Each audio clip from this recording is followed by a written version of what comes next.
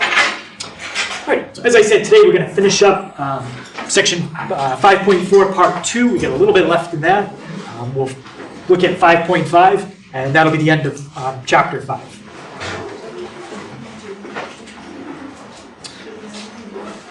All right, so the first thing we're going to look at right away is just a problem.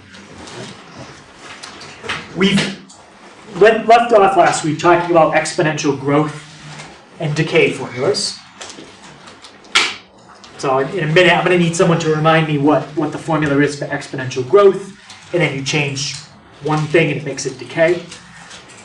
But the way we used to solve the problem was graphically.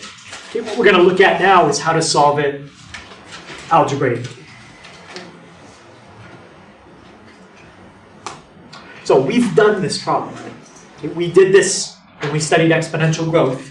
If you look back in your notes, population of 50,000 going up at 2.5% a year. When do you reach 100,000 people?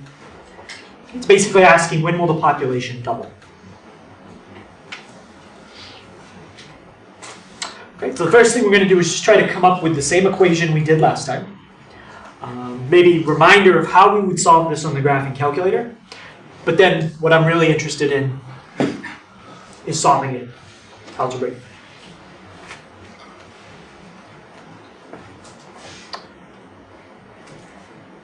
All right, so let's put down what our formula is, just as a reminder. This one is specifically an exponential growth. Okay? We know it's growth because we have something increasing, and it's increasing the same percent every year. Exponential growth.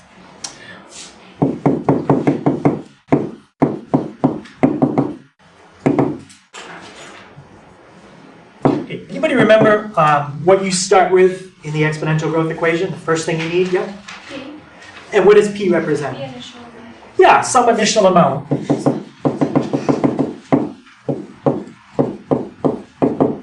Okay, that says initial amount. Times, does anyone remember what goes inside the parentheses? Yeah? 1 plus the rate of increase. Yep. 1 plus the rate of increase. Remember that the rate can't be written as a percent. It has to be a decimal. And then that's to the power of t. If this was a problem that said the population is decreasing 2.5%, anybody know what you would change in the exponential growth? You change one thing. Just the plus becomes a minus. The plus becomes a minus. Yep. It's just a reminder of what the exponential growth formula is. Okay, let's fill it in for this one.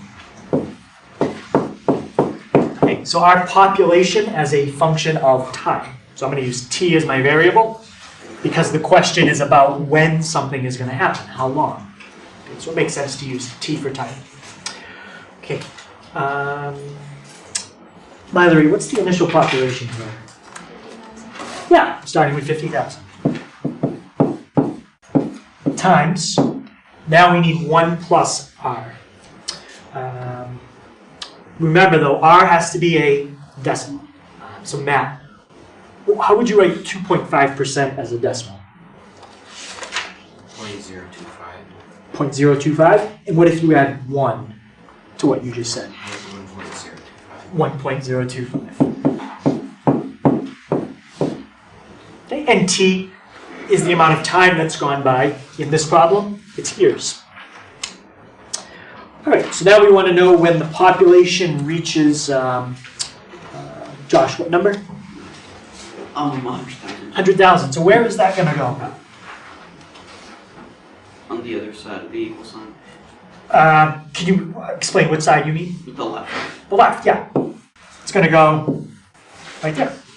So set your your population, plug in 100,000. Just leave t as the variable. Okay, so we've got 100,000 equals 50,000 times 1.025 to the t. Now, anybody remember how you would solve this graphically? Like what would you do with what's on the left, what's on the right, and then what would you look for on the screen? Okay, we're not going to do it that way, but just as a reminder. Yeah? The one to the right you set on one line, and the one to the left you set on one line, then you find the intersection point. Yeah. So you could plug that in as y1. You could plug that in as y2, see where they cross. Okay? That's how you would do it with the graphing calculator. Okay? So now the goal is we're going to try to get t by itself using algebra. If we want, we can double check our answer graphically and see if it comes out the same. Okay, so I'll come back to doing it that way. Anybody see something here on the left, or on the right, that I could move to the left to start to get the t by itself? Yep. Subtract 50,000 on both sides. Okay, I like the idea of doing something with the 50,000, but you divide because that's multiplication. So let's divide.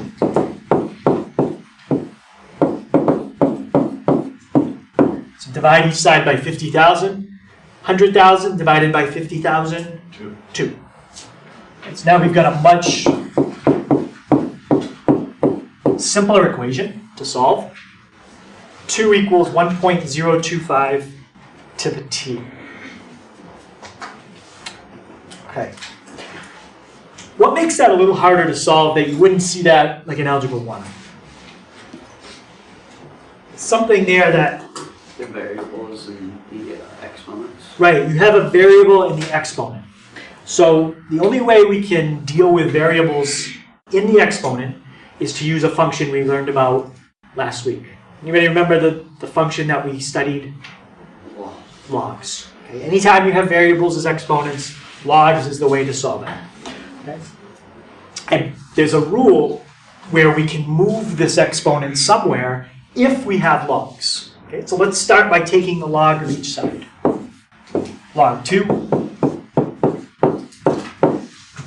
equals log of 1.025 to the t. Now, anybody remember the rule that if you have an exponent in a log, where you can move it to? You can put it in front, and that's going to solve the problem of having an exponent that's a variable. Okay. So now, put that in front, and you no longer have an exponent that's a variable. You've got log of 2 equals t times the log of 1.025. And now the last step is very similar to what we just did with the 50,000. I want to move log 1.025 to the other side. Okay? So how would we move that log to the other side? Divide it. Okay, remember the log of 1.025, what I just put a box around, that's just a number. It's t times, pretend it was 3. Well, if it was t times 3, you would divide by 3. So just divide by whatever it is. I don't know what it is, but I'm just going to write it down. So that's gone.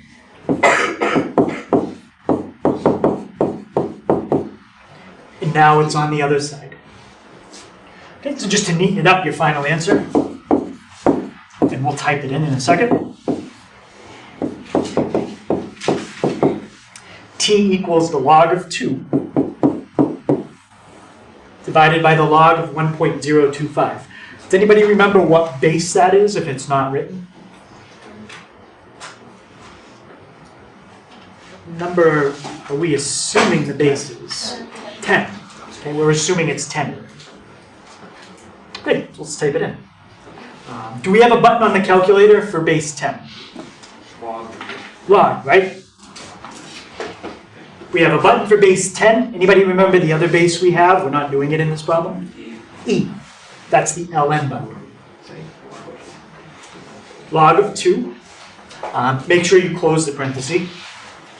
Divided by log 1.025. Okay. So we get 28.07. That's the amount of time. What was the time in this problem? Days, months, years? Years. I think they use the word yearly.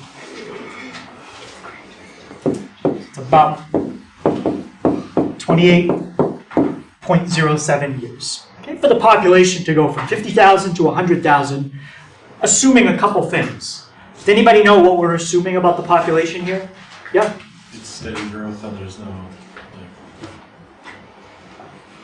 like variables like good disease or something like that that would drop or raise the population depending on what happens. Right, we're assuming that this growth rate never changes. We're also assuming nobody ever dies in this time period, okay, which isn't realistic, okay, but it makes it simpler to do. All right, any questions on how we solve that?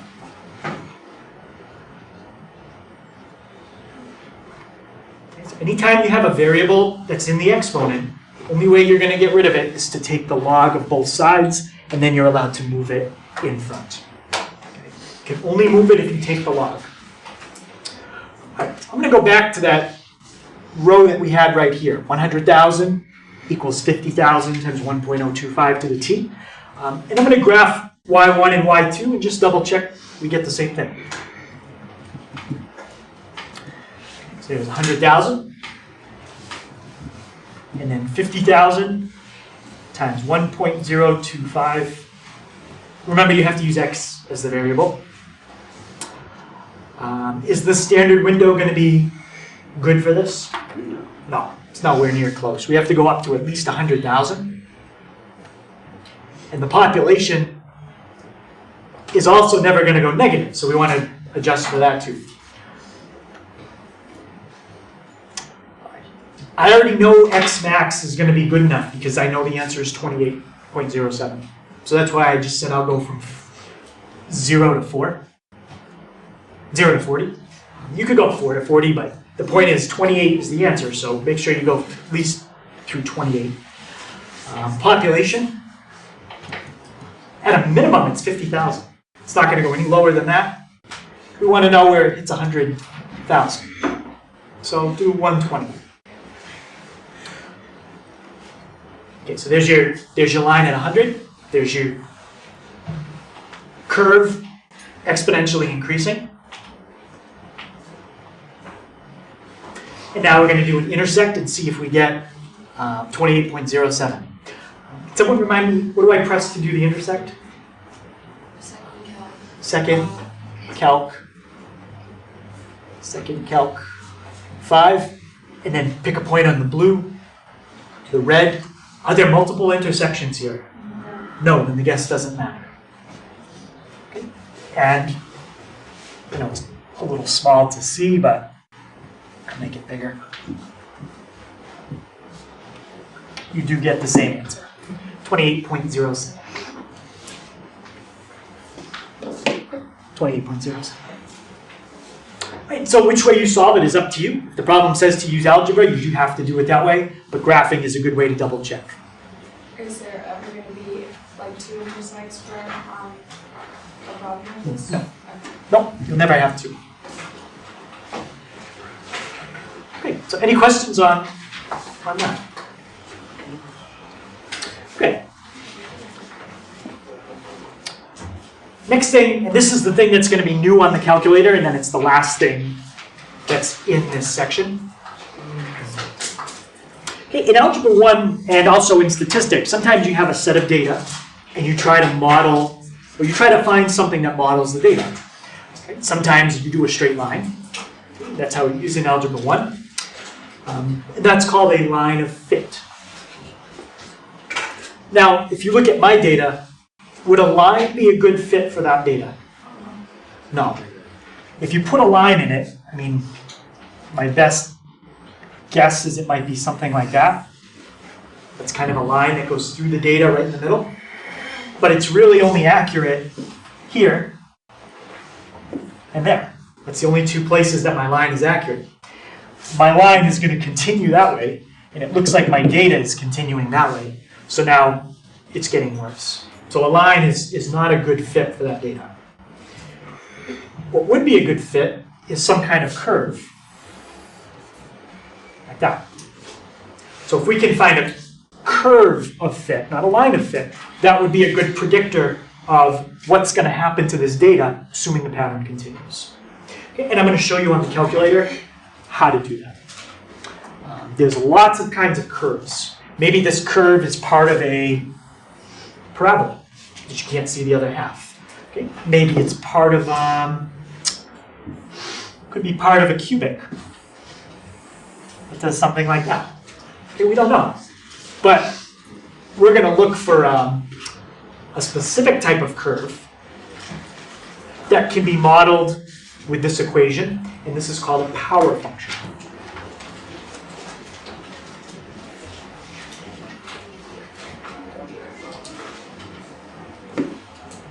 When you write your final answer, you have to find A and you have to find M. You have to find those two things.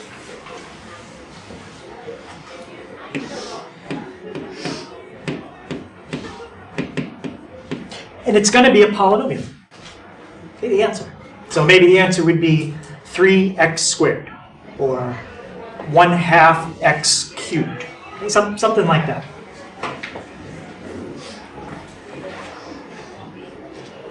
Okay, so you know what? I won't even say it's a polynomial. I'll just simplify it and say what you have to do. Find A, find M. Those are the two things.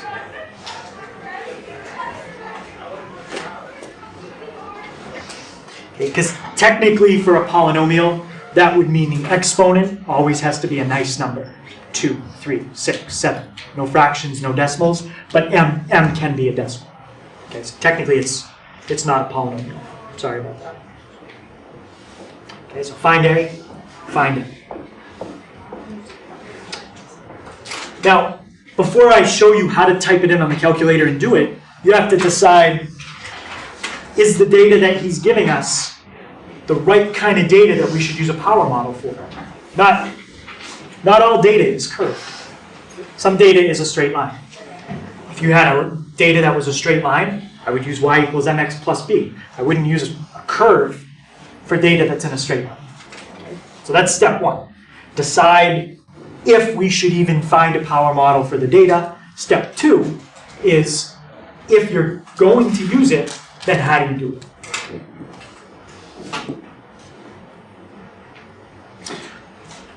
So the first thing, how do you determine if you should be using a power model for the data set?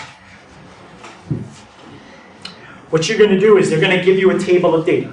Okay? Something like, let me just scroll down and show you the data. Like that. They'll give you some x values, they'll give you some y values. You're going to take every one of those numbers and you're going to take the ln of all of them. And you're going to write down all those answers in a new table. So you're going to take the table, take the natural log of every number in that table, and then after you do that, you're going to look at the points in the table and see if you graphed that new table, would all your points be in a straight line? And the calculator can help us do that. If the points look like they're in a straight line, then you're going to, yes, then that means a power model is the way to go. All right, so see if the ln x, ln y table is linear. If the answer is yes, use a power model.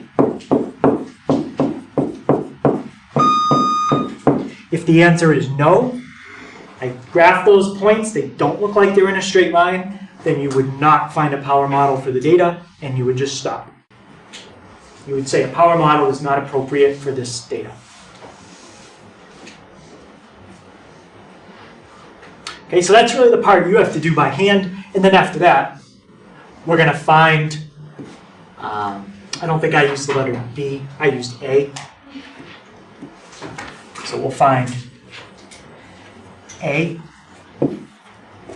and M.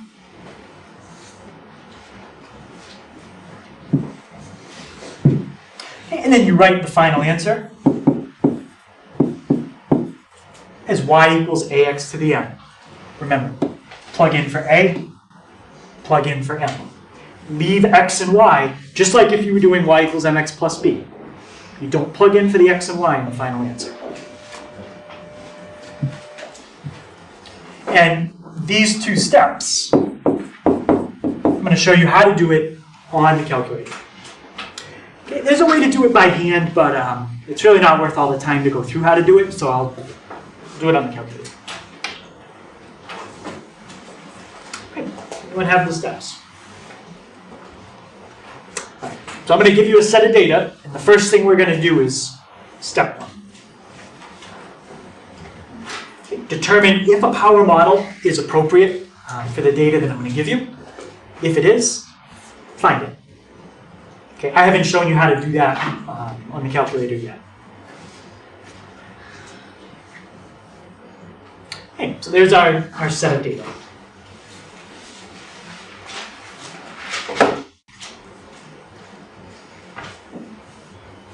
So the first thing to do is to create an lnx, lny table.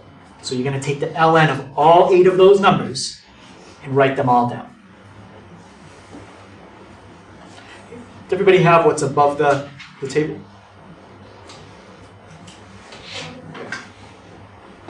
So lnx, lny.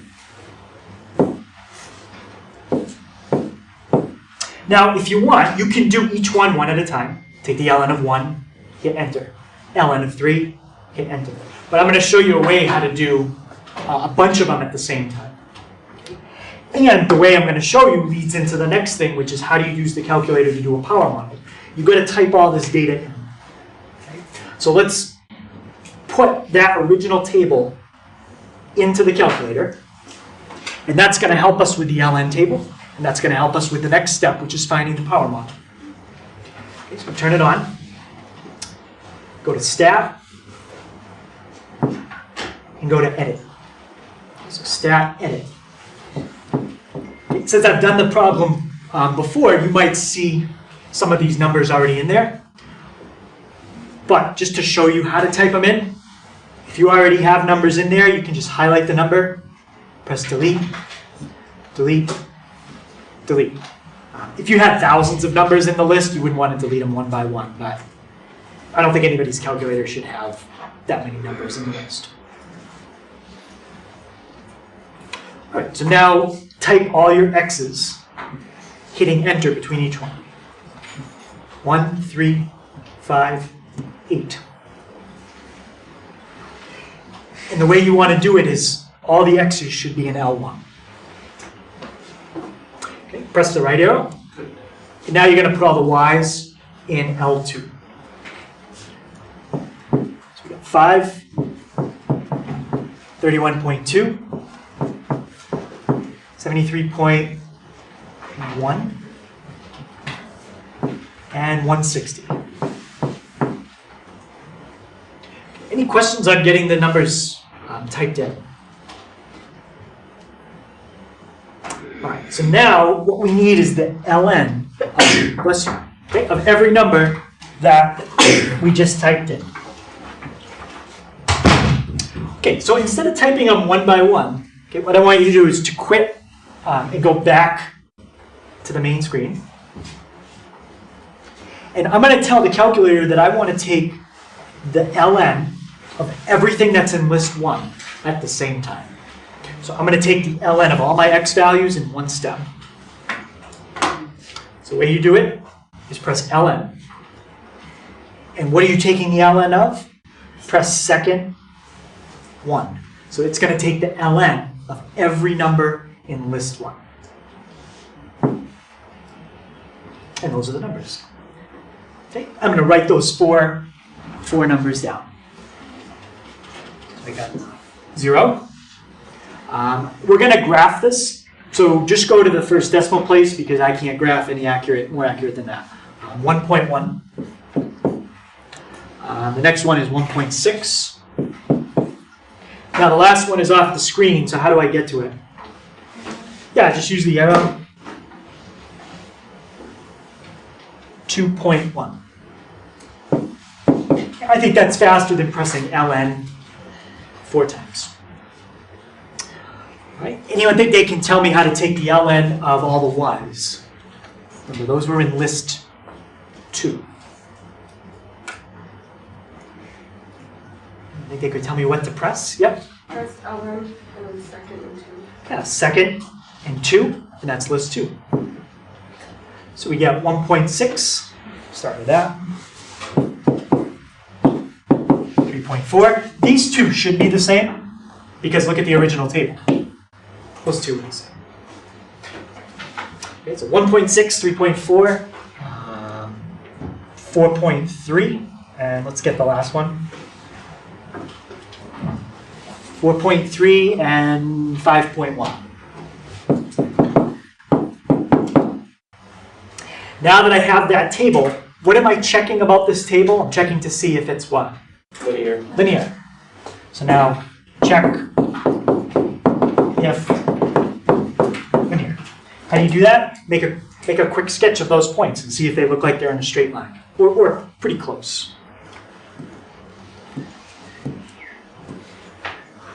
All right. So let's see what we got.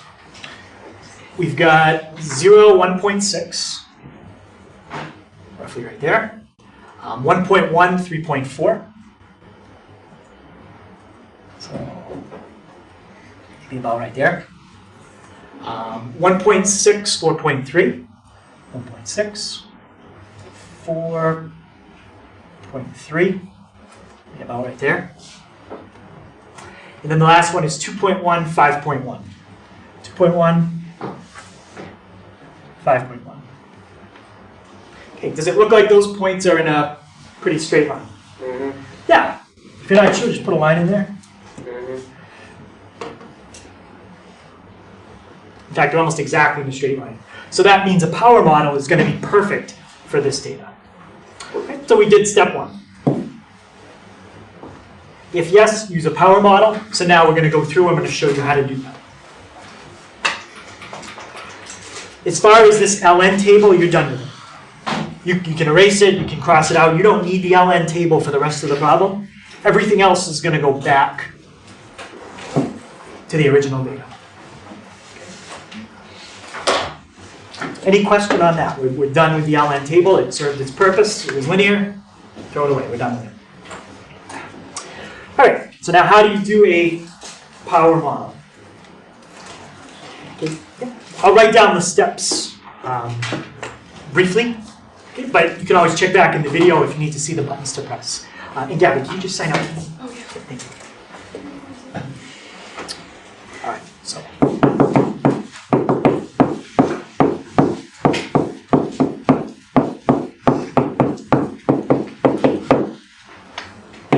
Step 1, type in the data.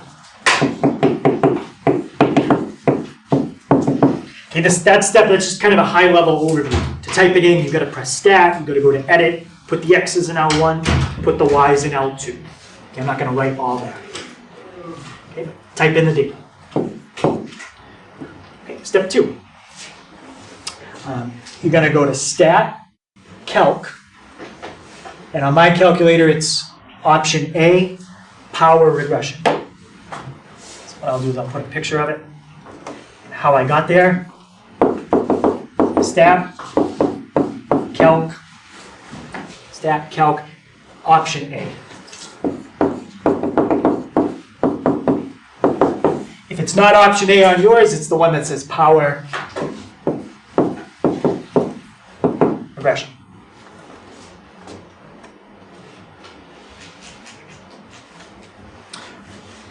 All right, so now I need to go back and do that. So hit Enter. And now if you set it up the way I told you in step 1, when you typed in your data, the X's are in L1, the Y's are already in L2. If you decided to use L3 and L4, you could change that right here. Like if I said my X's are in L4, I could press second L4. Okay? But I didn't do that. I left them in Y1. So X is in L1, Y is in L2. Go to Calculate. See if I can grab it at the right time. All right, so that's the third screen. Press Calculate. All right, so we'll go down to Calculate, hit Enter. And now we should get something that looks like that. I got an error message. You got an error? What does it say? Error with domain. So something's wrong in your table. So something, make sure all your other lists are blank. Check L3 and L4. If there's any numbers in there, get rid of them. If not, I can help you take a look after. Okay, so this is just an example answer. Okay, did anybody else get those numbers for A and B? A couple people? No? All right, let's we'll pause here and we'll take a look at some individual calculators and see what happens. All right, so some of the problems we saw in the table were you can't have negatives, you can't have zeros, and also make sure you're going to stat edit to type in the data. Don't go to second table. That's different. Okay. All right. So where do you think we should round A appropriately? A is 5. And B is really 1 2/3. 1 2/3, or we would really write 5/3. Okay. So in general, if it's something that's like 4.9999999, just write 5. Okay. It's the only reason it's not exactly 5 is because the data in the table wasn't more accurate. Okay. That's really, really close. Okay. So, final answer, y equals ax to the m. And I had it somewhere. There it is. So, just on the test, don't write your answer like that. Okay, write it like this. Y equals a is 5 times x. And now, the calculator might use different letters. They call it A and B. I think we called it M and B. Just pay attention to what the calculator uses and match up the numbers in the right spots. So the answer is 5x to the 5/3.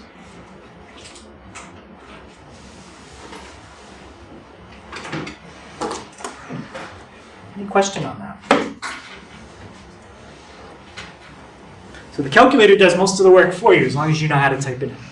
Some of the problems it would give us like on the test, will there be anything like slightly different about, like you won't use negatives, you won't use zero, of course, but like something like kind of you're not really showing there. No, it would be exactly like we just did with different numbers. With different numbers. Mm-hmm.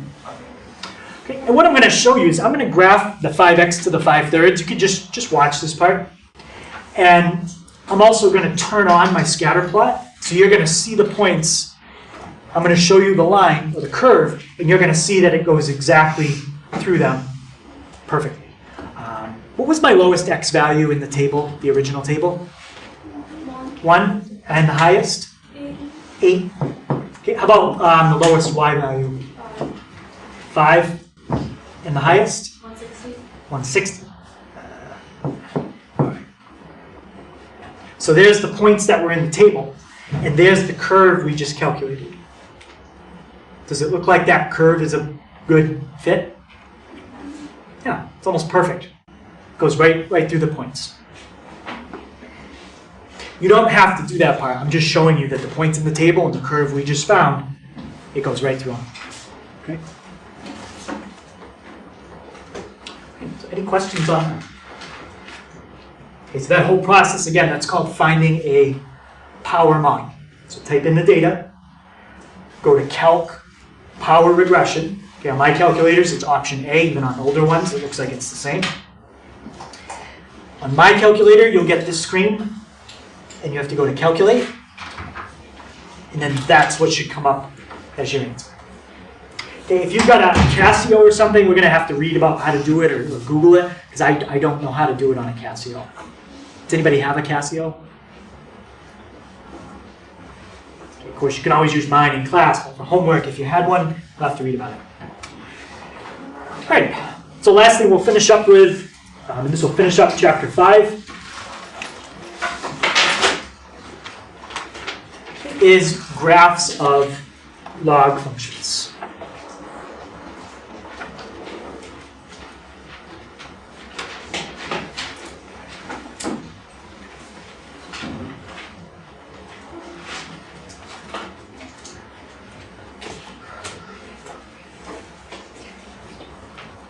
Alright, so we're going to be graphing logs a little bit by hand, a lot of it on the calculator, but the base might not always be 10 or e.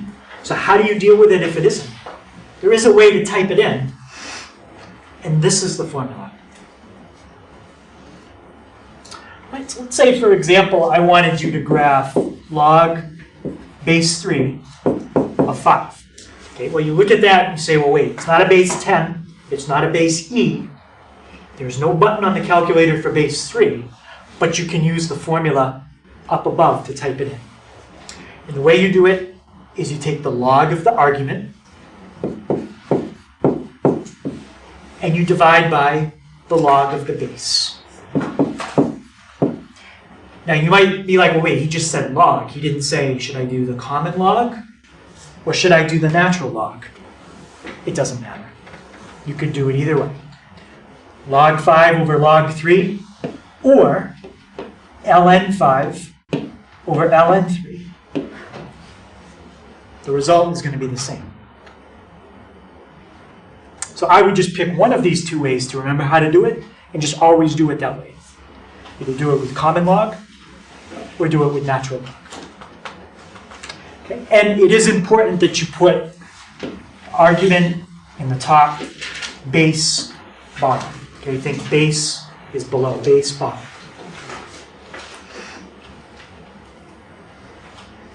Okay, so let's see if we can type this in on the calculator. We'll find a graph of it, and then we'll look at the domain and range. Okay, so if I want to type that in, I have to rewrite it as a fraction. Can somebody give me one way that I can rewrite that as a fraction?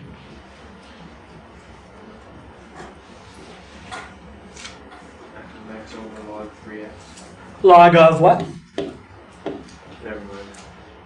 Oh, log of Yeah, over log of 3. over log of 3.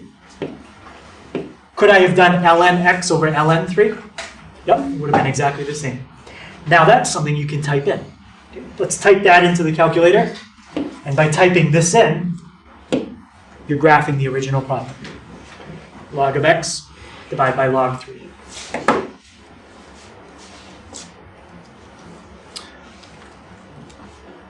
So let's get rid of that. I have my scatter plot on, so I'm going to shut that off because I'm done with it. The data is still in the calculator if you need it, but I'm turning it off. So log of x, close parenthesis, divide by log 3. I'm going to do zoom 6. Go back to my standard window. And there's my log function, kind of. What's happening in the log function is it's getting very, very, very steep as you get close to the origin. So technically, this part continues down like that. That's what it should look like. Okay, so find a complete graph. Yep, you did that. Find the domain.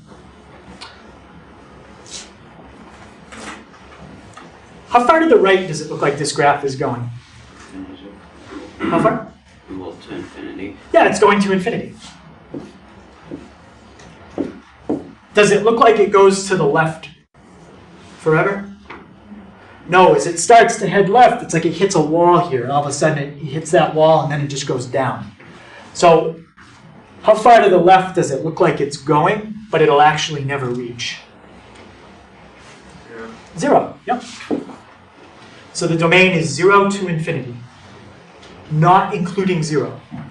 It'll never actually reach 0. It just gets closer and closer to it. How about how far down does it look like that's going to go? Yep, it's going to go forever down. And how about up? Yeah? It'll continue to increase forever. It's going to increase forever. It's not increasing very quickly. Right? It's just going to keep trending up and up and up very, very slowly. So no matter what you do to a log function, that's always the range. Okay, you could take this log function and shift it up 2 units. Well, if you shift it up 2 units, it's still going to go down forever and up forever. Okay? The only thing you can change in the log function is the domain. Like if you shift it left and right, we could affect that 0 to infinity. Okay. So there's your domain, and there's your range. Okay, so again, range, should never even think about it. It's always the same for every single log problem. Domain, well, it depends. Okay. Any question on that?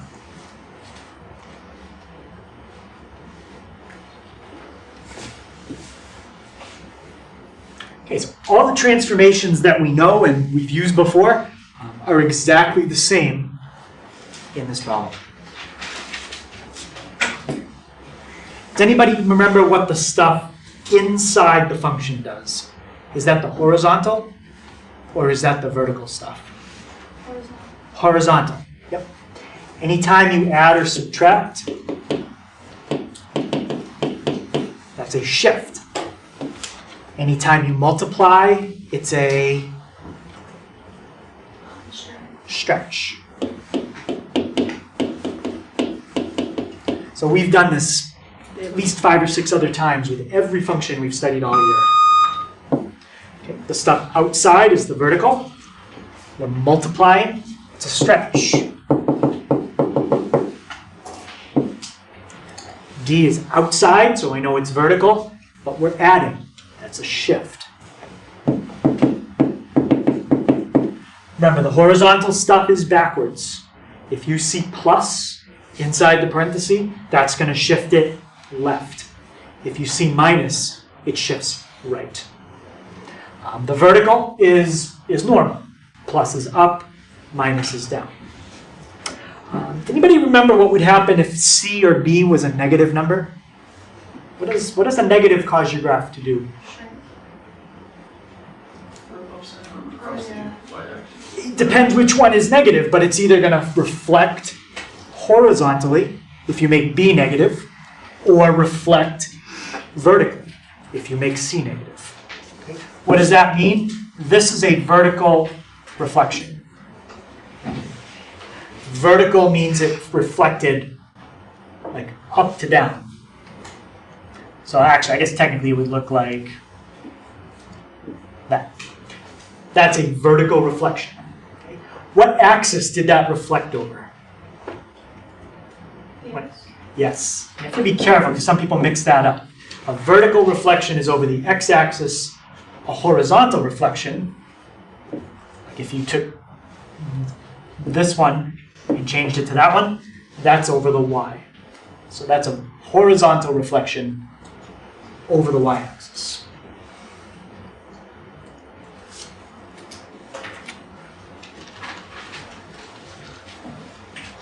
Okay, so we're going to look at one that's not as complicated as the one I gave you. It only has one thing in it. It has a negative in front of the x. That's that. So in the problem I'm giving you, basically C is 1, B is negative 1, A is 0, D is 0. The only thing we have is B is negative 1. Okay, so how can you graph it? That just means describe the transformation. And then we'll find the domain, the range, and the vertical asymptotes.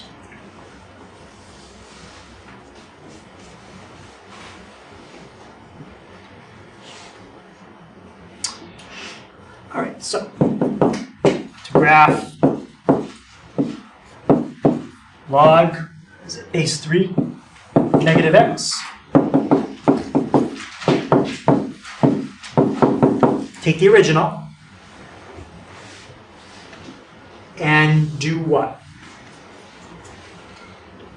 We know the negative is a reflection, but what kind of reflection is it? It's a horizontal reflection, which means horizontal is over which axis? The y-axis, exactly.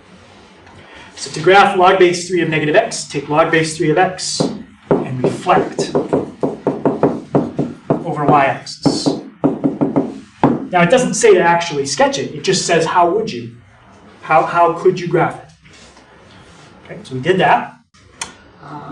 Let's look at the domain.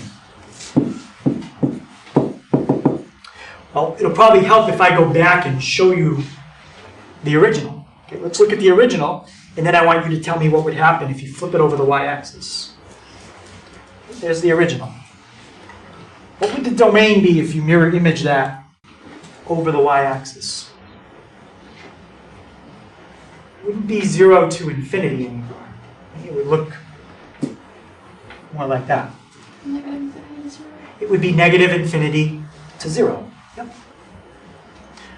So the domain, negative infinity to 0. And the range, I said you really shouldn't think too much about the range. What would the range be? It's negative infinity to infinity. If a log function starts with negative infinity to infinity in the range, you can't do anything to change that. It's impossible. So it's going to always be negative infinity to infinity. Okay. And what about the vertical asymptote?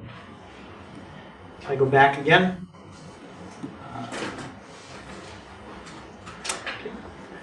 The vertical asymptote was that red dotted line I just put in. That red dotted line was right on the y-axis. So if you reflect something over the y-axis, where would that red dotted line go?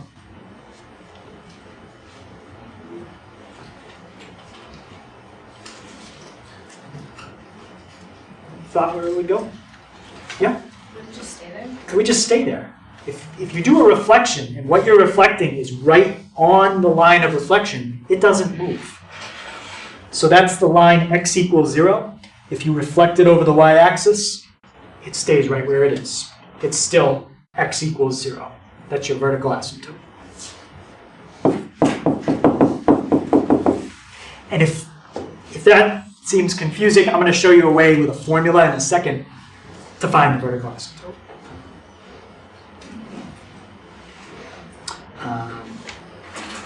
Right, so this one I want to just describe the two transformations. Now, there's something funny about the way I've written that. Can anybody tell me what's different about the way I've written that and the way I described that it should be written? What's not right? Yeah, Mina? Should it be negative x plus 3? Yeah, it should always be x first, then the number. All right. So if we go back and look at it, I put A, B, C, D because that's the order you have to do it in. Okay. So A, then B. Anyone think they can tell me what the plus 3 is going to do? You got a guess, Curtis? Yep. And we just have to say or which way? Horizontal. Is it to the left or to the right? So isn't it the opposite? It is the opposite. So Yeah, which way do you it's think? to the left. It's to the left. Yeah. Horizontal shift, left 3.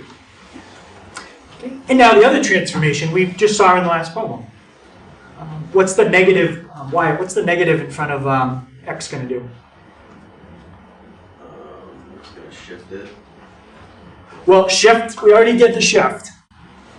It's going to stretch. Not a stretch. What did we say a negative does? Flips. Flips. Okay. Can someone else tell me over which axis? So I'm gonna just write reflect. But reflect over. It's a horizontal reflection. If you said that, I would accept it. Or reflecting horizontally is over the y-axis. Yeah. Again, it doesn't say to sketch it. It just says how would you. Okay. So we don't have to sketch it.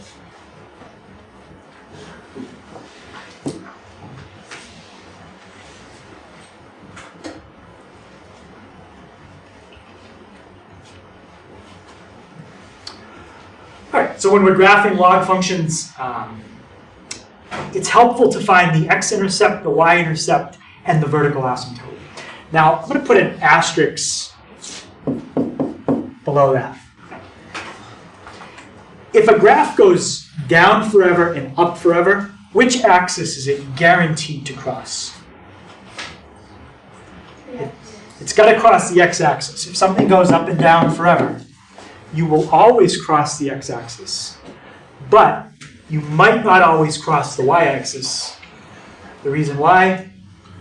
Just look at that problem right there. The original problem I showed you never crosses the y-axis. Okay? It gets close to it, but it's an asymptote. Okay, so you might not cross the y-axis. Vertical asymptote, you're always going to have that. So I told you I'd give you a kind of a formula or a procedure to follow. And this is how you find the vertical asymptote if you're not sure where it is. Set the argument equal to 0 and solve. The argument is the thing that's inside the parentheses.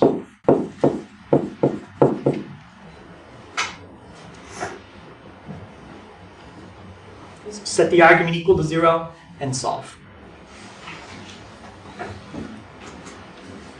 Okay, and if you don't remember how to find the intercepts, that's just when you plug in 0.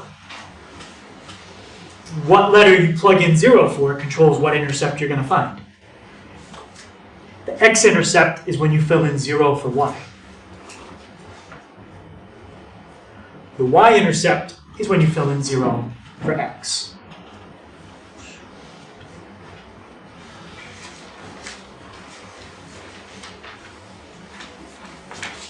Okay, so I'll give you a problem, and then we'll try to graph. Okay, those are really the 3 things you need to do. Sometimes what I do too is I get a few other points. So if you need more points, use your calculator to make a table. Okay, you can graph as many points as you need to, but log functions are going to have a vertical asymptote, and if you can find 4 points, to me that's enough to figure out the curve. 4 points, 5 points, however many you think you need. Okay, but remember, log functions, you cannot take the log of a negative number. So from that vertical asymptote, your log only goes in one direction. It will not go the other way. It's either going to go one way or the other, not both. That's what this part is saying right there.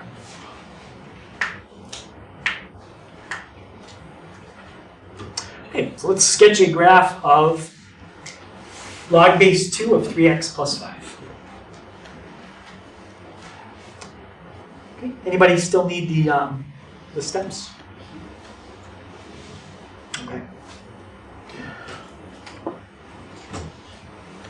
And now it asks you to find the domain range and asymptotes, but I think to make a sketch, you have to do that anyway. So let's start with that.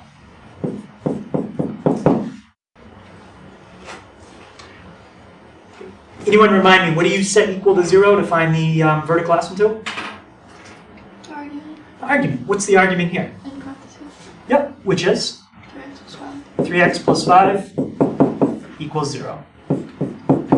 Subtract the 5, it would become negative, and then what would you do with the 3? Divide. Okay. So there's your vertical asymptote.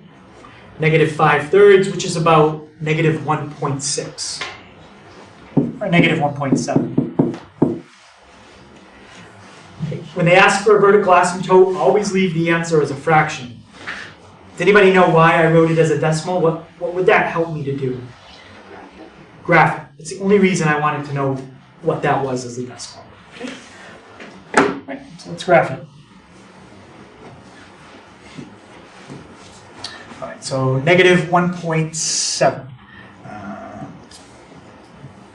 Draw that. Okay, make it a little thinner. Negative 1.7. Probably about right there. Close enough. So now I have an idea of which way where my curve is going to bend away from. It's either going to bend away that way or that way. It's going to do one of those two things. Okay, let's find the X-Intercept.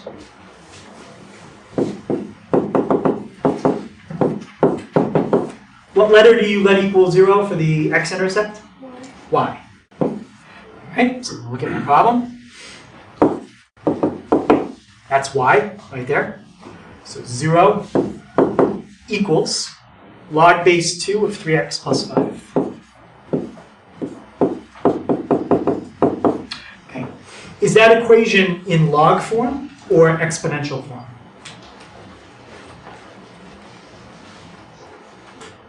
What do you think? Michael, is that log form or exponential form? Well, do you see the word log? Yes. Then it's log form. So it is log form. We're going to change it to exponential. That's how you solve it. How about Curtis? Do you remember what my base is? What number my base is there? Yep. So 2. And logarithms always equal what kind of number? Logarithms are always used when you have to solve for the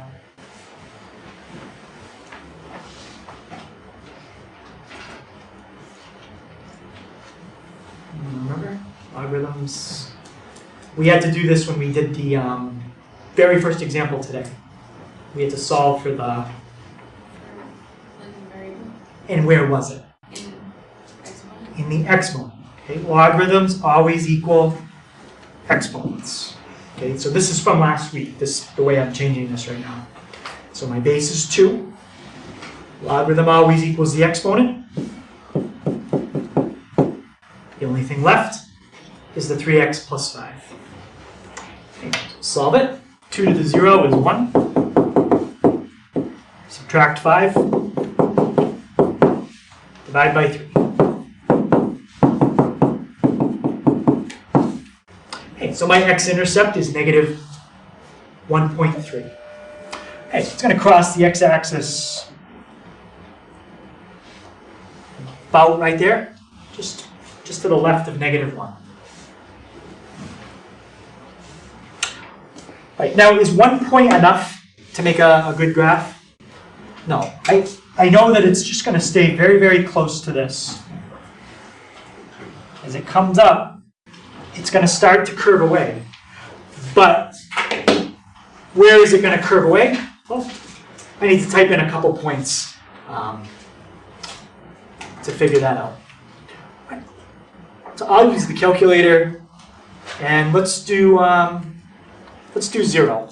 What's 3 times 0? 0. 0 plus 5? 5. So that would be log base 2 of 5. And remember how we have to type that in.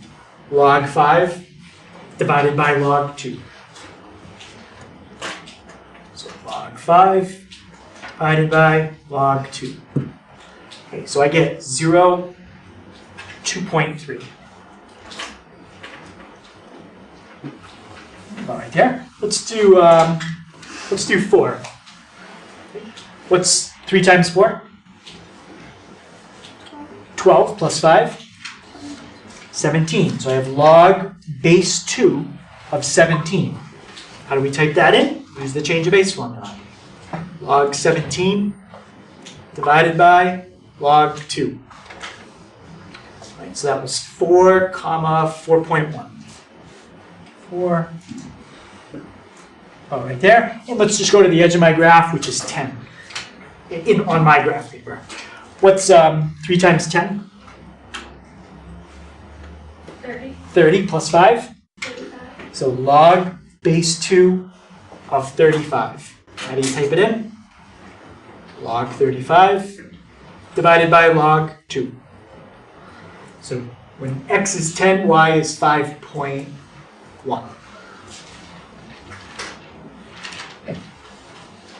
Now I think I've got enough points to make a pretty good curve.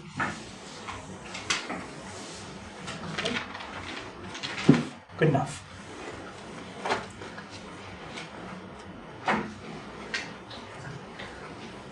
Okay, questions on that one?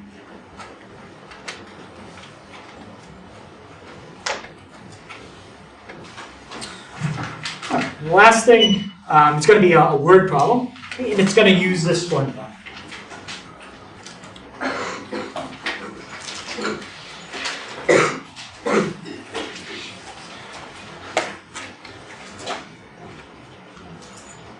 So what this formula does is it measures the intensity of an earthquake on the Richter scale. If you watch the news and you hear anything about an earthquake, usually they describe it as like a magnitude, then they say the number. That's this number, the Richter scale. One thing about this scale is that it's a logarithmic scale.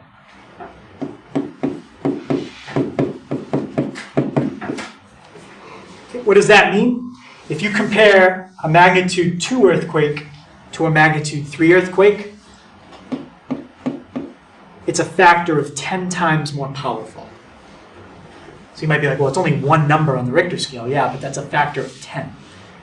If you compare a 3 to a 4, it's 10 times more powerful. So if you said, well, this place just had a magnitude 2 earthquake and this other place had a magnitude 4, that's a difference of 100 times more powerful. Magnitude 4 versus magnitude 2. Okay, so each number is a jump of a factor of 10. Okay, so A is the amplitude of the vertical ground motion. That's measured in micrometers.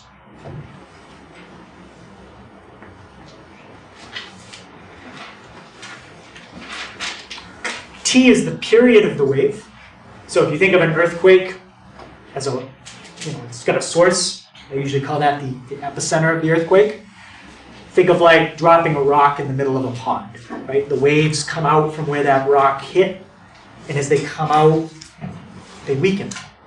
That's how, same idea with an earthquake. So you get these waves that come out from the center. And B is a factor that accounts for the weakening of the wave. So maybe that has to do with like the soil type, is there a lot of rock in the ground, stuff like that.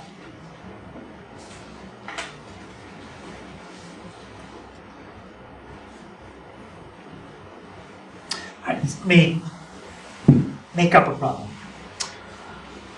All right, so we've got an earthquake, and I want you to find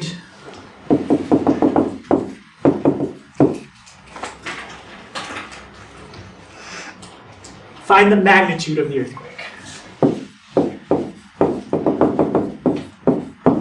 Okay, this is pretty straightforward. You just plug into the formula. So let's say the vertical ground motion was, I don't know, 5. We'll say it's 5 micrometers. So vertical ground motion is 5 micrometers. That might not seem like much. That's an extremely small amount, probably really, really small. But it doesn't take much motion to crack a foundation. Cement doesn't flex. So you move it a little bit, it's going to crack. So the vertical ground motion is 5 micrometers. What else do we need to know? Let's say the period of the wave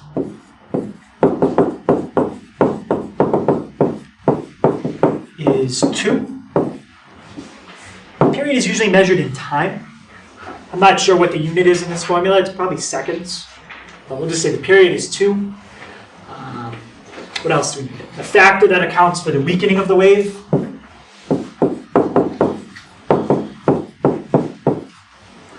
We'll say the factor here is 5.3. So that takes into account the soil type, all that stuff.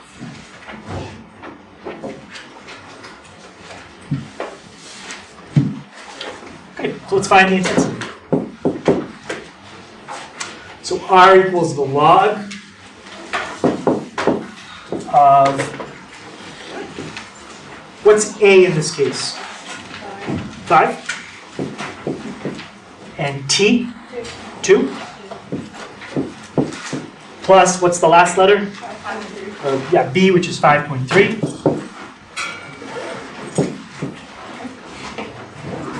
type that in, see what the intensity is. What's 5 divided by 2, so I don't have to type it in that way? 2.5. So log of 2.5 plus 5.3, that's 5.7. That would be the magnitude of the earthquake.